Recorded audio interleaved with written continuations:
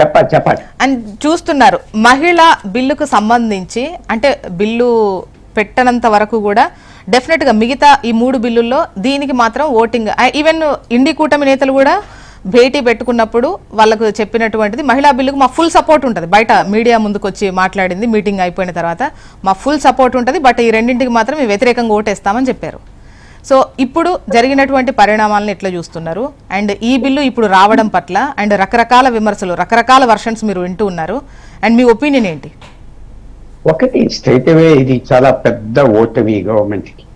ఓటమి కూడా ఎందుకు వచ్చిందంటే ఎవరిని కన్సల్ట్ చేయలేదు. ఇది ఇంట్రడ్యూస్ చేశారు, చాలా తెలివితేటలుగా ఇంట్రడ్యూస్ చేశారు. మహిళా బిల్ మొదలు పెట్టి ఎవడు వేస్తాడు ఎవడు వ్యతిరేకం వేస్తాడు చూస్తామని పెట్టారు, అది పనిచేయలేదు. ఇలాంటి ఓటమీలు కొనుక్కున్నారు. ఇది సూసైడ్, సెల్ఫ్ గోల్, అనవసరం కొనుక్కున్నారంటే. ఎవరు చేయమన్నారు ఇది? మంచిది వెనకాల ఒకటే పెద్ద పాయింట్ ఉన్నది, దాన్ని ఏదో తెలివితేటలుగా లాగించేద్దాం అనుకున్నారు. ఆ ఒక్క పాయింట్ చెప్పాలి. 850 ఎంపీలు ఈ దేశం నోట్లో నుంచి కుక్కటానికి పెట్టింది ఇది అంతే. ఏదో 850 సీట్లు పెట్టారు కొత్త పార్లమెంట్ లో, అవి ఫిల్అప్ చేయాలి కదా, ఇప్పుడు ఖాళీగా ఉన్నాయి. సినిమా ఫెయిల్ సినిమా లాగా దేశానికి మర్చిపోయి చేసేది చాలా పొరపాటు. విచారిస్తుంది ఏ ప్రభుత్వమైనా, మన ప్రభుత్వం ఎవరు ఉండినా ఇలా ఓడిపోతే డిగ్నిటీ పోయింది కదా, ఫేస్ పోయింది కదా. నేను విషయం చెప్తున్నా మీకు, అమెరికన్ పార్లమెంట్ లో చాలాసార్లు చెప్పాను, టీవీ మీద విసుకొస్తారు కొంతమందికి. 1926 436 ఎంపీలు, 2026లో 436 ఉన్నారు. బ్రిటన్ లో 300 సంవత్సరాలు బట్టి 630 చిల్లర ఉన్నారు. ఈవేళ కూడా అంతమంది. యూరోపియన్ పార్లమెంట్స్ అంతా అంతే. మన పార్లమెంటు, మన కాన్స్టిట్యూషన్ ఎక్కడి నుంచి వచ్చింది? ఇక్కడ ఎవరో రాయలేదు. అమెరికన్ కాన్స్టిట్యూషన్ బ్రిటిష్ కాన్స్టిట్యూషన్ పెట్టి పారాగ్రాఫ్ బై పారాగ్రాఫ్ ఎత్తి తీసుకొచ్చి కొంచెం రాసేది తప్పలేదు. ఎక్కడి నుంచి రాస్తాం? రాసేది 75 సంవత్సరాల్లో ఇంత మార్చాలి. అయితే మన మిత్రులందరూ ఏమంటారంటే ఇదేదో జనాభా పెరిగినది, అంటే సార్ ఇది కూడా ఒకటి అంటున్నారు, అంటే 33% రిజర్వేషన్ అనుకున్నాం కదా, మహిళలకు ఇవ్వాలంటే మనకు ఇబ్బంది అయిపోతుంది. సో వాళ్ళని ఆ పెరిగిన సీట్లలో వాళ్ళని పడేస్తే మన సీట్లకు ఏం ఢోకా ఉండదు. అది కూడా ఉండొచ్చు, అన్నీ చేయదు. కానీ 2 పాయింట్స్ చెప్తానంటే, నేను మీరు అడిగిన సబ్జెక్ట్కి బయటికి వెళ్ళటం ఇష్టం లేదు నాకు. 850 ఎంపీ ఇంట్లో పెడతారు. ఎవరి మీద పెట్టారు? మీ ఇష్టమా? మీరు ప్రభుత్వంలో ఉన్నారు, రేపు ముఖ్యమంత్రి ఉంటాడు, ఆయన 1000 జిల్లాలు చేయొచ్చు, తెలంగాణ ఆంధ్రాలు. ఎవడు ఆప్ చేస్తాడు? ఎక్కువ జిల్లాలు వస్తాయి, ఎక్కువ మంది కలెక్టర్లు అవుతారు, ఎక్కువ కలెక్టర్ ఆఫీసర్లు వస్తాయి. ఎవరు ఆప్ చేస్తారు? ఉన్నది హక్కు అని చేసేటోనే. ఒక్కడు వెనక్కి తిరిగి చూడొద్దా? నేనే పెట్టాను జిల్లాలు అనుకుంటాను చేస్తే, నేనే పెట్టాను పంచాయతీ. ఇది కరెక్ట్ కాదు. ఇది టైము ఏమో అని చెప్పారు. ఇది తప్పకుండా ఇది కరెక్ట్ నిర్ణయం కాదు. 850 ఎంపీస్ తీసుకొచ్చి పెట్టి 50% వేస్తున్నా కదా అందరికీ. అయ్యో నిజం, ఎంత పనికిరాని వల్ల అందరం మేము లెక్కలు తెలియదా మాకు? ఈ ఒక్క పాయింట్ మీద దేశానికి 600 ఎంపీలు కంటే ఎక్కువ చెప్తే రాజ్యాంగం రోజు ఉండదు. మీకు తెలియదు, వీక్ అయిపోతాయి స్తంభాలు. ఉన్న వాళ్ళే మాట్లాడటానికి లేదు ఛాన్స్. ఎంపీలు 850 మంది వస్తే ఎవరవుతున్నారు ఎంపీలు? ఎవరి పేర్లు ఎవరు తెలిసి అదంతా వేరే కథ అనుకోండి. మహిళ అంటున్నారు. 300 ఆడవాళ్ళని నాసిక్లో ఏం చేశారో దేశం అందరూ చూశారు కదా. పాపం పేద అమ్మాయిల్ని పల్లెటూరులో నుంచి టీసీఎస్ జాయిన్ అవగానే వాళ్ళని బ్లాక్మెయిల్ చేసేసి సెక్షువల్లీ ఎక్స్ప్లాయిట్ చేస్తున్నారు. ఒక్కడ ఎత్తలేదే నన్న పార్లమెంట్ లో మహిళా ప్రేమిలో. చెప్పండి లక్ష్మణ్ గారు, తులసిరెడ్డి గారు, ఒక్కడెత్తలేదు. అది ఇంపార్టెంట్ సబ్జెక్టా? మీరు మాట్లాడుతాం ఇంపార్టెన్స్. 300 మంది ఆడవాళ్ళ మీద చేసే విలువ స్కాండల్ అయిపోయారు. పేదవాళ్ళని, బ్యాక్వర్డ్ కాస్ట్ ని, ఏది బయోడేటాని తీసుకొచ్చి ఎక్స్ప్లాయిట్ చేసి చెప్పుకోవడం కథ కూడా ఇంకా టైం. అది ఎవరు ఎత్తారు? అది మహిళే కాదు, వాళ్ళు రాక్షసులు. ఇదంతా ఉట్టి మాటలు అన్ని. తర్వాత ఇంకోటి కూడా మీకు తెలుసు, ఏదో ప్రామినెంట్ యాంకర్ ఏ మహిళా నాయకుడు. ఒక్క నిమిషం, రామరెడ్డి గారు కాలర్ చాలా టైం నుండి ఇచ్చేస్తున్నారు, మళ్ళీ మీ వాయిసే తీసుకుంటారు. మన్యం జిల్లా నుంచి కాల్ చేస్తున్నారు. రామరెడ్డి సార్ నమస్తే. నమస్తే మేడం, నేను రామరెడ్డి గారు. నమస్తే అమ్మా, మాది పార్వతీపురం మన్యం జిల్లా. రామనాయుడు రామ్ నాయుడు గారు రామ్ రామ్ నాయుడు గారు చెప్పండి చెప్పండి. అయితే ఇప్పుడు ఈ రోజు మేబీ రామ్ నాయుడు గారు మీరు టీవీ వాల్యూమ్ తగ్గించి డైరెక్ట్ గా మాట్లాడారు. చేసిందని నేను అనుకుంటాను మేడం. రామ్ నాయుడు గారు అర్థం కాలేదు, మీరు టీవీ వాల్యూమ్ తగ్గించి డైరెక్ట్ గా నాతోనే మాట్లాడండి. Okay madam. ఇప్పుడు ఏమీ లేదు మేడం, మంచి విశ్లేషకులు పుల్లారావు గారు చెప్తే నేను ఎప్పుడు చూస్తుంటాను. ఆయన విశ్లేషణ బాగానే ఉంది. తర్వాత బిల్లు దిగిపోయిందంటే కారణం కూడా ఏంటంటే బీజేపీ వాళ్ళకి ఒక అస్త్రం మలుచుకోవడానికి ప్లాన్ చేస్తారు. అదేంటంటే ఇప్పుడు ఆ రాష్ట్రాలు ఎన్నికలు ఉన్నాయి కదా మేడం, ఇప్పుడు తమిళనాడు, కర్ణాటక, తర్వాత వెస్ట్ బెంగాల్, ఈ ఎన్నికలు నిమిత్తం మహిళా ఓట్ బ్యాంక్ కోసం ఇదంతా చేసిన కుట్రండి. ఇప్పుడు పార్లమెంట్ లో అప్పటికప్పుడు ప్లాకార్డులు ఎందుకు వచ్చాయండి, అది నా పాయింట్ మేడం. ఓకే ఓకే అర్థమైంది. అలాగే ఈ ఎలక్షన్స్ ఉంటుండగా బిల్లు పెట్టవలసిన అవసరం ఏమొచ్చింది ఓకే మేడం, ఇది ఒక పాయింట్ మేడం.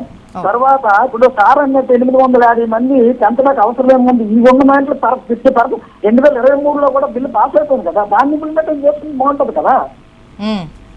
అంటే ప్రతిపక్షాలు గొంతు నొప్పించి ఇంకా అందరూ చెప్తామనుకుంటే ఇది నిజంగా ప్రజాస్వామ్యం ఉందండి, ప్రజాస్వామ్యం జరిగింది అని నేను అనుకుంటున్నాను. ఓకే అండి, థ్యాంక్ యూ అండి రామ్ నాయుడు గారు మీ అభిప్రాయాన్ని తెలియజేసినందుకు. లక్ష్మీనారాయణ సార్ మీ సమాధానం తీసుకుంటాం, బట్ అంతకన్నా ముందు విశ్లేషణను కంప్లీట్ చేద్దాం. పుల్లారావు సార్, పబ్లిక్ ఎప్పుడైతే విన్నారో ఈ అవకాశం నాలాంటి వాళ్ళకి ఇచ్చింది, 850 మంది దేనికని అడుగుతున్నారు. సో ఓటమికి అందరూ ఆనందపడుతున్నారు. కృష్ణ గారు, ఎక్కడైనా దేశంలో ఇది 400 మంది ఎమ్మెల్యేలు ఉన్నారు, ఉత్తరప్రదేశ్ 600 మంది చేస్తారా? ఎక్కడో ఉన్నదా? అసలు ఏమైపోతాం? ఒక్కొక్క ఎమ్మెల్యేకి సెక్యూరిటీ అంటే 10 మంది స్టాఫ్ ఉండాలి. ఆ పోలీసు ఒక్కడే కాదు కనపడేది వాళ్ళకి. ఇదేంటి జీతం? ఇదంతా ప్రజలు ఏం చేస్తున్నారు, వీళ్ళ కోసమా? అది చాలా తప్పు ప్లాన్. అది మీరు పెంచాలంటారు, పెంచాలంటే 543 నుంచి 60 చేయి, 70 చేయి, తెలివితేటలుగా 590 చేయి, 850 చేసి నేను 50% పెంచుతున్నాను కదా అంటే పీపుల్ ఫూల్స్ కాదు. కాంగ్రెస్ పార్టీ అప్పుడు ఏం చేశారు, తులసిరెడ్డి గారు ఇది very I respect intensely, communal atrocities bill తీసుకొచ్చింది. ఎంత ఘోరమైన బిల్లు తీసుకొచ్చింది. వాళ్ళ అధికారంలో ఉన్నప్పుడు, మన్మోహన్ సింగ్ ఉన్నప్పుడు అది తీసుకొస్తే లోక్సభలో పాస్ అయిపోయింది. రాజ్యసభలో అందరు బీజేపీ ఏం చేసింది, మాట్లాడకుండా కూర్చున్నారు. ఏదో ఇంటూ జయలలిత, నవీన్ పట్నాయక్ ఆ రాజ్యసభ ఎంపీలతో మేము సపోర్ట్ చేయం, రాష్ట్ర పవర్స్ పోతాయి, ఆఫ్ చేసి. ఈ ఎప్పుడైనా అధికారం ఉన్నప్పుడు చాలా మినిమంగా వాడితే అధికారం ఉంటాడు. మీ ఇష్టరాజ్యంగా వాడితే ప్రజలు మాట్లాడలేం, భయపడతాం. ఎవడెవడి కేసు పెడతాడు, ఒక పోలీసు ఉంటే భయం, కేసు పెడతారు, తిరుగుతాం, చేస్తాం, వెళ్తామని. అంతేగాని నిన్న జరిగింది అందరూ 90% బీజేపీలో కూడా ఆనందపడుతున్నారు. బయటికి ఇలాగొచ్చి చెప్తారు వర్కర్స్ 850 ఎంపీల. మీరే చెప్పండి. అయితే నాకు ఈ జవాబు చెప్పొద్దు దయచేసి. మల్కాజ్గిరి లేకపోతే బాంబే పంచుకో, తెలంగాణలో పంచుకో, ఒక ఎంపీ పెంచు, ప్రతి రాష్ట్రానికి 2 పెంచు. ఈవేళ మీరు ముఖ్యమంత్రి, మీరు ప్రధానమంత్రి అని మీ ఇష్టం వచ్చి చేసేస్తే అలాగే ఎన్నికలు ఉండరు కదా, టైం అయిపోతుంది కదా, ఇంకోళ్ళు వస్తారు, దేశం వెళ్ళిపోతుంది ముందరికి. 8,000 సంవత్సరాల దేశం అది. బ్రిటిష్ వస్తే మింగేసింది, మొఘల్ మింగేసింది, అలా పోతుంది. అందువల్ల చాలా విచారపడుతున్నారు. గవర్నమెంట్ ఓడిపోకూడదు, కానీ 850 ఎంపీలు బాగా తీసి పారేశారు ఈ బిల్లు.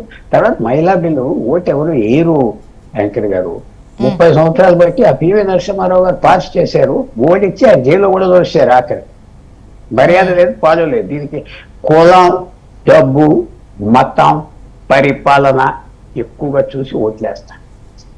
అంతేగాని బిల్లు తెచ్చేవే మీకు మహిళలకు అన్యాయం జరిగింది. ఏం అన్యాయం జరిగింది? లాస్ట్ పాయింట్ చెప్తున్నా, బంధువులకి ఇస్తాయి ఆడోళ్ళు, రాసుకోండి. ఎవరో భార్య, ఎవరో కూతురు, ఎవరో అక్క, ఎవరో తల్లి ఇస్తారు. ఎక్కడైనా లాస్ట్ ప్రెస్ ఛాలెంజ్ చేసి అడుగుతున్నాను మిమ్మల్ని కూడా, ఒక్క మహిళా నాయకురాలు ఏ మహిళ అయినా పైకి తీసుకొచ్చిందా? ఇవన్నీ మమతా బెనర్జీ తీసుకొస్తారు. యాక్ట్రెసెస్ ని అందగత్తలు తీసుకొచ్చి ఓట్ల కోసం ఒక టర్మ్ వాడి కరేపాకులుగా 2వ టర్మ్ పడేస్తారు. ఆ ఒక్కటే చేస్తారు. 15 మంది యాక్ట్రెసెస్ కి టికెట్లు ఇచ్చి, యాక్ట్రెసెస్ పాడేవాళ్ళు ఫేమస్ పీపుల్, ఐ అడ్మైర్, అది తప్పులేదు. కానీ ఇది ఎవరు తీసుకొచ్చారు? జయలలిత జైల్లో ఉన్నప్పుడు ఒక పని మనిషి పెట్టారు ఆమెతో విఐపీస్కో పని వాళ్ళు ఇస్తారు రాదు మనిషి. ఆ జైలు నుంచి బయటకు వచ్చాక ఇవి బాగా కాలు పీసుకుందని ఎంపీ టికెట్ తెచ్చి ఎంపీ చేసింది. ఇందిరాగాంధీ గారు మన దేశంలో పెద్ద దేవత. ఒక లేడీ నాయక్ ఎవరికైనా ఇచ్చి తీసుకొచ్చి పైకి తీసుకొచ్చారు చెప్పండి? ఒక డాక్టర్ని, ఒక లాయర్ని చెప్పండి. మిగతా నాయకులు అందరూ బ్రతుకున్నారు, వాళ్ళతో తిట్టించుకోవటం నాకు ఇష్టం లేదు. For example BJP Smriti Irani చాలా వండర్ఫుల్ యాక్టర్స్, గ్రేట్ లేడీ. ఒక్క పాలిటీషియన్ పైకి తేలేదు, ఒక్క పాలిటీషియన్ లేడీ. సో మహిళలు ఆలోచించవలసిన మీలాంటి వాళ్ళు కూడా బాగా ప్రసిద్ధమైన ఎవరు సాయం చేయరు. ఎవరు స్టేజ్ ఎక్కితే ఇంకో లేడీ ఉండకూడదు అంటున్నారు. ఒక లేడీ పాలిటీషియన్ పేరు చెప్పను, ఓకే, స్టేజ్ మీద ఇంకో లేడీ ఉండకూడదు, ఆవిడకంటే వయసు తక్కువ. ఇవన్నీ ఎవరికి తెలుసు? మీకు కళ్ళు చెప్తాయి. రేపు నెక్స్ట్ టైం స్టేజ్ ఎక్కి చూసినప్పుడు నేను చెప్పింది కరెక్ట్ అని. సో దేశం మన దేశంలో మహిళలకు మనం చేద్దాం. కానీ 850 ఎంపీల ఇది ఎలాంటి దెబ్బ? రికవర్ అవుతారా లేదో నాకు తెలియదు. ఇదే పట్టుకుని తిరిగితే ఫెయిల్ అయిపోతాయి. ఇది వదిలేయాలి, పోయితే పోయేది వదిలే, ఇంకా మొదలుకి వెళ్ళిపోవాలి, మర్చిపోవాలి బీజేపీ. ఈ బిల్లు పట్టుకుని ఇంకేదో నాటకం ఆడదాం, అటాక్సీ చేద్దామంటే ఇంకా దిగజారిపోతారు. వదిలేయి, వదిలిపోయింది. ఇది కొత్త యుద్ధాలకు వెళ్ళు. అమెరికన్స్ లాగా ఇరాక్ లో ఓడిపోయారు, వియత్నాం లో ఓడిపోయారు, ఆఫ్ఘనిస్తాన్ లో ఓడిపోయారు, లెక్క పెట్టరు. వెళ్ళిపోవాలి ముందలకి. అది నా సలహా.